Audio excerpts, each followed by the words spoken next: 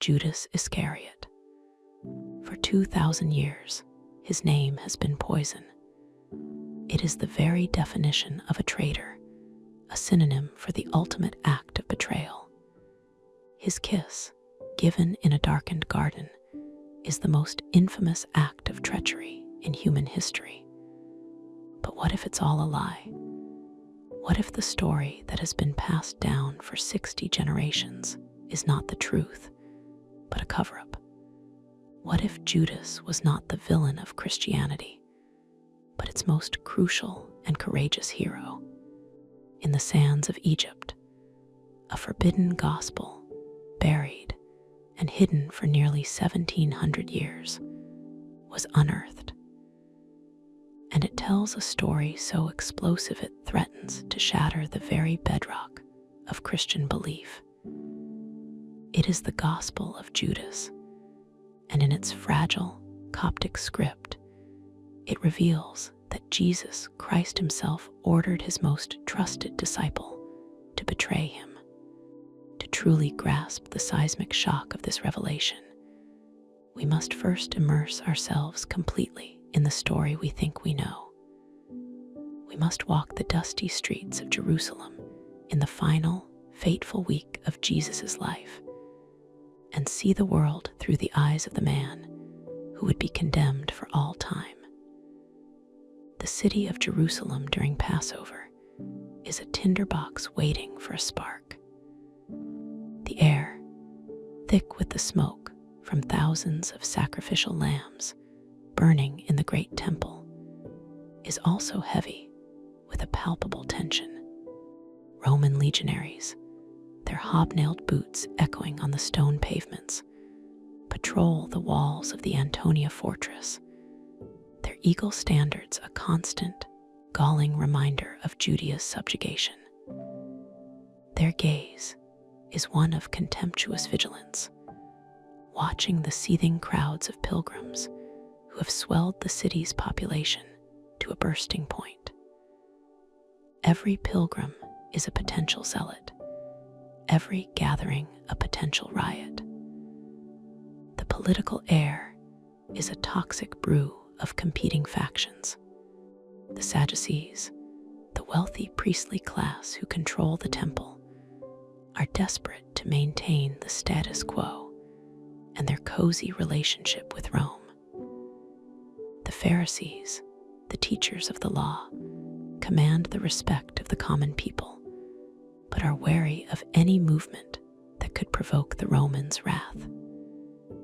And in the shadows, the zealots whisper of rebellion, of a coming Messiah who will be a warrior king, a new David who will shatter the legions of Rome and restore Israel to glory. Into this volatile crucible walks Jesus of Nazareth, riding not a war horse, but a donkey, an emblem of peace. Yet his actions are anything but peaceful to the authorities. He has driven the money changers from the temple, calling it a den of robbers, a direct challenge to the Sadducees' authority and income. His followers, a ragged band of Galilean peasants and fishermen, proclaim him the Messiah, the Son of David. His teachings about a kingdom of God are dangerously ambiguous. Is he speaking of a spiritual kingdom or a physical one? The authorities, led by the high priest Caiaphas, see him as a dangerous rabble-rouser, a threat who must be neutralized before he ignites an insurrection that will bring the full, merciless weight of Roman power down upon them all. They need to arrest him, but they fear the crowds who hang on his every word. They need an insider. They need a betrayer. Among Jesus' inner circle of 12 disciples is Judas Iscariot, the man from Kirioth, the only Judean in a group of Galileans, a man they trust enough to handle their common purse. But inside Judas, a storm is raging. The canonical Gospels give us a simple motive: greed, 30 pieces of silver. But perhaps it was more complex than that. Let us imagine his disillusionment. Perhaps Judas, like many others, first followed Jesus believing he was the warrior Messiah. He saw the miracles, he heard the powerful rhetoric, and he hoped for revolution. But Jesus spoke not of overthrowing Rome, but of turning the other cheek, of loving one's enemies. He spoke of a kingdom not of this world. To a man desperate for liberation, this must have felt like a profound betrayal of the people's hopes. Perhaps his heart curdled with disappointment. This was not the Savior he had signed up for. This man was leading them all to ruin. Or perhaps the motive was a twisted form of faith. Some have speculated that Judas sought to force Jesus' hand, to create a confrontation that would compel him to finally unleash his divine power and destroy his enemies. If he could just push him into the corner, the true, all-powerful Messiah would emerge. Whatever his internal calculus, Judas makes a decision. He goes to the chief priests, his footsteps echoing in the marbled courts of the temple. He stands before Caiaphas, his face a mask of grim resolve. "What will you give me if I deliver him to you?" he asks. They weigh out the silver, 30 pieces. The clink of the coins sealing the pact is the sound of a soul being sold. The money feels cold and heavy in his hand, a weight that will drag him down into the abyss. The Last Supper. The air in the upper room is thick with love, sorrow, and a dreadful foreboding. Jesus washes the disciples' feet, a shocking act of humility. He breaks the bread and shares the wine, his words weaving a new and mysterious covenant. Then the hammer blow. "One of you will betray me." A wave of shock and horror passes through the room. Peter, brash and loyal, is aghast. John, the beloved disciple, leans on Jesus' breast, heartbroken. One by one they ask, "Is it I, Lord?" When Judas asks, Jesus' reply is quiet, intimate, and devastating. "You have said so. Then, what you are about to do quickly." It is a dismissal, an acknowledgement. Judas rises and slips out into the night, the darkness outside a mirror of the darkness within him. Satan, John's Gospel tells us, had entered into him. He is now an instrument of a cosmic evil. His destination is the Garden of Gethsemane, a place he knows well, a place where Jesus often went to pray. He leads a detachment of temple guards and Roman soldiers, their torches cutting jagged wounds in the night. The olive trees, ancient and twisted, seem to writhe in the flickering light. He finds Jesus in prayer, his other disciples sleeping nearby, oblivious. Judas walks forward, his heart pounding a funeral drum against his ribs. This is the moment. He must identify his master. He leans in, the smell of fear and sweat and night-blooming flowers filling his senses. "Greetings, Rabbi," he says, his voice a dry rasp. And he performs the act that will make his name infamous for all time. He kisses Jesus. It is a gesture of love transformed into a weapon, a mark of death. Jesus' response is not one of anger, but of sorrowful acceptance. "Judas," he says in the Gospel of Luke, "are you betraying the Son of Man with a kiss?" The soldiers surge forward. The deed is done. The aftermath is a swift descent into madness. The trial of Jesus, the mockery, the scourging, the crown of thorns, Judas hears of it all, and the weight of his guilt becomes unbearable. The 30 pieces of silver now feel like 1,000,000,000 tons of damnation. He runs back to the temple, his mind unraveling. He finds the priests who had paid him, his voice cracking with desperation. I have sinned. I have betrayed innocent blood. He hurls the coins onto the sacred floor, a frantic, futile attempt to undo what he has done. The silver scatters across the marble with a sound like shattering bones. But the priests are cold, unmoved. What is that to us? See to it yourself. They have used him, and now they discard him. There is no path back. He is utterly alone, caught between a heaven he has forsaken and a hell of his own making. He stumbles out of the city, finds a desolate field, and with the end of a rope, he ends his own miserable existence. This is the Judas of history, the ultimate villain, the man whose name is a curse. And for 1,700 years, this was the only Judas we knew. But another story, another history, lay sleeping. Its journey into the light of the modern world is a saga in itself, a tale of chance discovery, greed, and neglect. It begins not with a bang, but with a whisper in the Egyptian desert in the 1970s. A local peasant, digging for fertilizer near the cliffs of the Jebel Karara, struck something hard. It was a limestone box. Inside, protected from the elements, was a codex, a book of bound papyrus pages. This was not the famous Nag Hammadi library, discovered some 30 years prior, but a separate, solitary find. This was the Codex T'Chakos.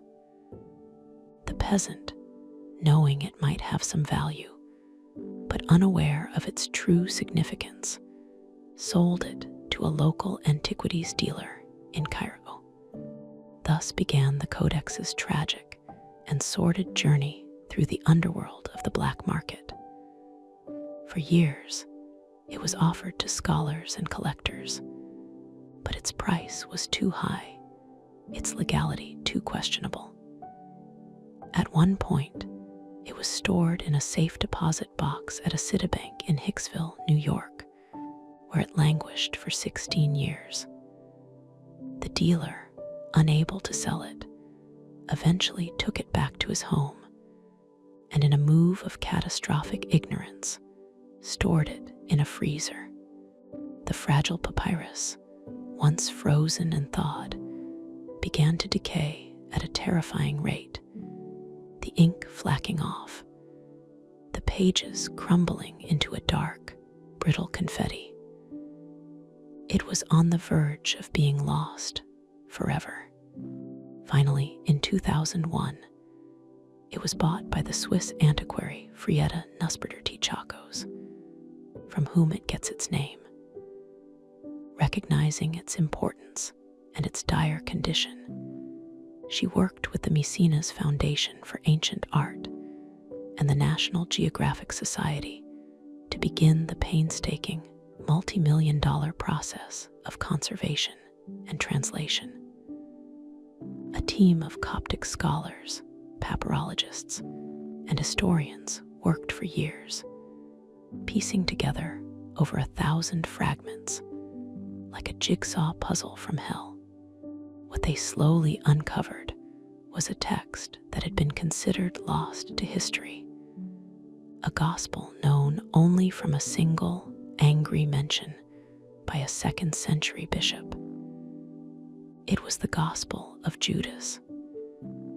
As they translated the Coptic script, a different Judas began to emerge from the dust of centuries, not a demon, but a hero, not a traitor, but a confidant.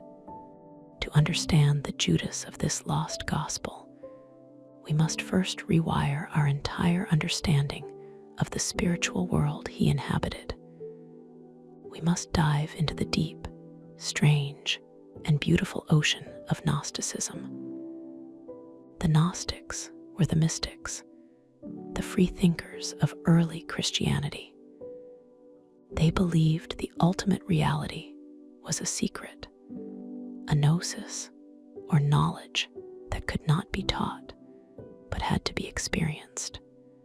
And the core of that secret knowledge was this: the world is a prison, and we are all exiles from our true home. Their cosmology begins not with Genesis, but with an idea of a perfect, unknowable, transcendent God, the monad, the One.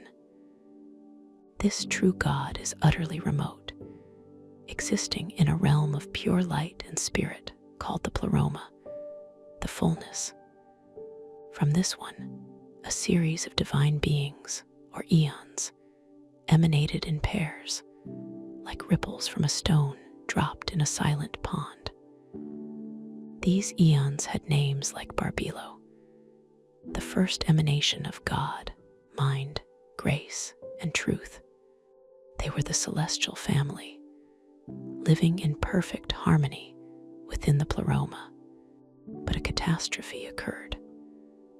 One of the youngest eons, a female being named Sophia, which means wisdom in an act of passion and a desire to create on her own without her consort, fell from the grace of the pleroma. In her fall and her chaotic turmoil, she gave birth to a flawed, monstrous being, alone in the darkness outside the realm of light. This being was the demiurge, the lesser craftsman god. His name was Yaldabaoth, a name that might mean son of chaos. He was arrogant, and most importantly, ignorant. He did not know of the pleroma or the true God above him. He looked around at the darkness he inhabited and declared, "I am God, and there is no other God but me."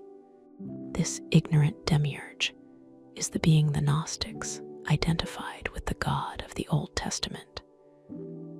The Creator who, in Genesis, demands worship, expresses jealousy, and punishes humanity. Yaldabaoth, with the help of his own demonic servants called archons, then created the material universe, including the earth and the physical bodies of Adam and Eve. But in doing so, he unknowingly trapped within his flawed creation a portion of the divine power that had been stolen from the pleroma by his mother, Sophia. Every human being, therefore, carries within the prison of their physical body a divine spark, a fragment of the light of the true God. We are divine spirits trapped in cages of flesh, living in a counterfeit world ruled by a foolish and tyrannical God. We are asleep, suffering from a spiritual amnesia, having forgotten our true origin. Salvation, in this Gnostic view, has nothing to do with faith or belief or the forgiveness of sins. Salvation is liberation. It is the awakening of the soul through the attainment of gnosis. And this is the true mission of Christ. For the Gnostics, Christ is not the son of the demiurge. He is a divine emissary from the pleroma, a messenger of light sent down into the darkness of the material world. He puts on the body of the man Jesus like a garment in order to move among us undetected by the archons. His purpose is not to die a physical death to atone for sin. That is a crude misunderstanding for the unenlightened masses. His true purpose is to find those who have a strong enough divine spark and to give them the secret gnosis that will allow them to escape their bodies at death, bypass the hostile archons who guard the heavens, and ascend back to their true home in the pleroma. With this Gnostic map of reality in mind, the Gospel of Judas transforms from an absurdity into a document of profound and shocking theological depth. It begins during the final week of Jesus' life, but the tone is immediately different. Jesus finds his 12 disciples gathered. They are celebrating a form of the Eucharist, giving thanks over their bread. Jesus approaches, and he laughs. This laughter is not warm or joyful. It is scornful. It is the laughter of someone who sees a profound and pathetic error being made. The disciples are stung. "Master, why are you laughing at our prayer? We are giving thanks to God." Jesus' reply cuts them to the core. "I am not laughing at you," he explains. "You are not doing this through your own will, but because it is through this that your God will be praised." The disciples are confused. Our God. Jesus makes it clear that the God they are praying to, the God they are worshiping, is the demiurge, the lesser God of this world, not the true God of the pleroma. This teaching is too much for them. The text says that their spirits dared not stand before him. They are filled with anger and ignorance. They are common believers, exoteric Christians, unable to grasp the esoteric truth. None of them, the text emphasizes, can look Jesus in the eye and stand in his presence, except for one. But Judas Iscariot was able to stand before him, but he could not look him in the eyes, and he turned his face away. In this small gesture, everything is different. Judas is set apart. He has a glimmer of understanding. He senses the awesome, alien divinity of the being before him and knows he is unworthy. He knows Jesus is not from here. Jesus recognizes this unique potential in Judas. He says to him, "Judas, step away from the others, and I shall tell you the mysteries of the kingdom. It is possible for you to reach it, but you will grieve a great deal, for someone else will replace you, in order that the 12 may again come to completion with their God." This is the turning point. The other disciples are dismissed as ignorant. Judas is chosen. He becomes the sole recipient of the secret teachings, the true gnosis. Jesus takes Judas on a mystical journey, revealing to him the true nature of the cosmos.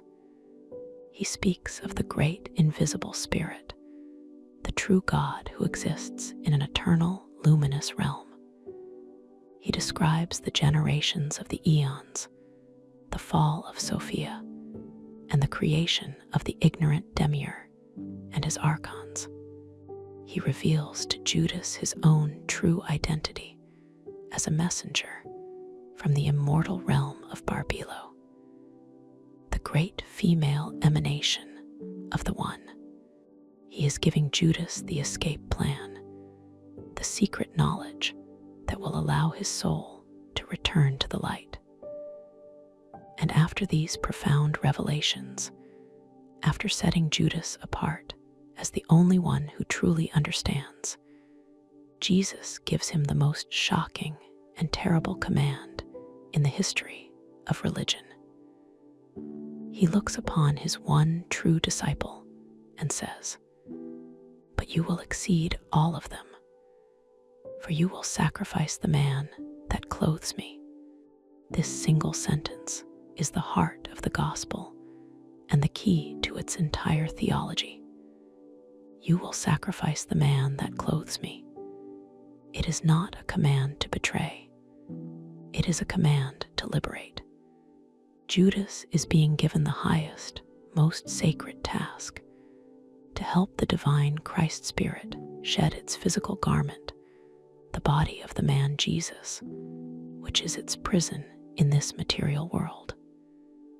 The crucifixion in this context is not a sacrifice for sin, it is an escape. Judas, by handing over the physical body of Jesus to the archons and